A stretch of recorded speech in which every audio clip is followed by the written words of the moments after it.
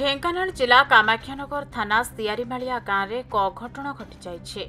गाँ पाख रेंगाली बामपार्श्व केनाल पाखरे थिबा एक ढाबारे जड़े युवक को खंडारे हाणी लहुलुहाण करा जाइए। गुरुतर युवक जनक जयपुरा काटणी पंचायत सियारीमालिया गांव प्रदीप बेहरा बोली जଣାपड़ी। प्रदीप ढाबा को खाइबा को जाउथबा बेले तांको असभ्य भाषा सहित जातियाण आक्षेप करी माड़ मारिबा सह एक खंडारे आक्रमण करा जायथिबा से प्रकाश करिसेंते। गुरुतर भावे तांको परिवार लोके प्रथमे कामाख्यानगर और परे ढेंकानाल जिला मुख्य चिकित्सालय रे भर्ती करिसेंते। सेपटे अभियोग आधार रे तदंत आरंभ करिछि कामाख्यानगर पुलिस।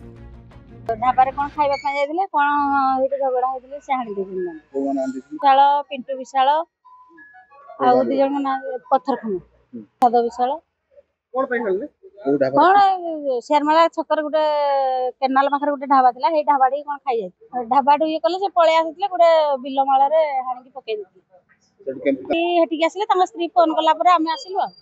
ढेंकानाल हरिकृष्ण राउत को रिपोर्ट खबर ओडिशा।